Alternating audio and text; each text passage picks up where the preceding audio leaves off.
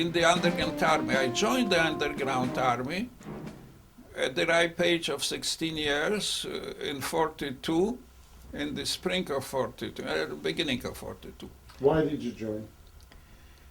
Everybody joined. You know, we were all Polish patriots, and all youth joined the underground. But I spoke German, and I worked in an institution, a sort of a big factory of garage repairing German cars, military German cars. And I worked for the military intelligence. And very soon after I joined, I had my biggest scoop. I informed, it doesn't sound really serious, but I did inform Western intelligence about the place of the next German offensive. How could I do it? One day, a German Feldwebel, a sergeant, came to this institution with a special order, Schnell order, to repair his car. He drove a big Horch, which was an expensive car, and told me very excitedly, I received him, "You have to repair this car immediately because I drive a famous German general. We came, a specialist in tank warfare. We came from Paris, we are going to Poltava. Poltava is in eastern Ukraine." And asked the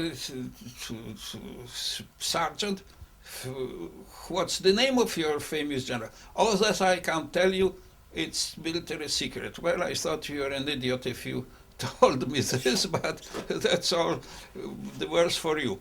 And after he left, I thought that this may be important information. So I phoned my superior in the military intelligence organization, and I asked him, "Can we meet for lunch together today?"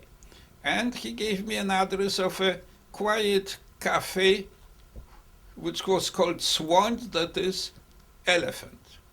And we met there, and I gave him this information. The next morning, he phones me, and he suggests that we meet again at the same place, the same time. And when I came, he told me, "Well, I bring you sincere congratulations and sincere thanks for this information, because I brought this information to our headquarters, an hour after they received from the Allied intelligence headquarters in England an information that the general, it was, oh God, forgotten his name, left Paris, and we should look for him everywhere in Europe." Guderian was his name. General Guderian, he was a famous general.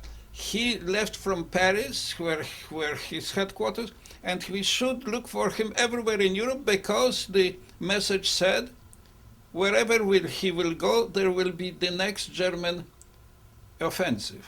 And an hour after they received this information, they radioed back to England that Guderian is in Warsaw and he's going to Poltava, which means that the offensive will be in Ukraine.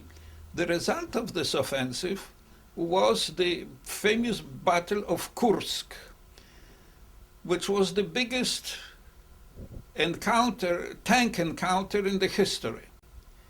It was theoretically won by Germans, because Germans destroyed more Russian tanks than Russians destroyed German, but in fact it was a great disaster for Germans because the Russians in 2 weeks' time have replenished their tank divisions, while the Germans could not. So ever since the Battle of Kursk, all the Germans could do was to retreat, to fight in defensive.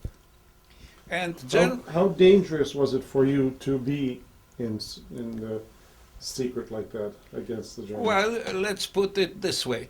If Germans discovered it, they would transform me into mincemeat. You know. So if they discovered it, the best thing which could happen to me was to be shot on the spot.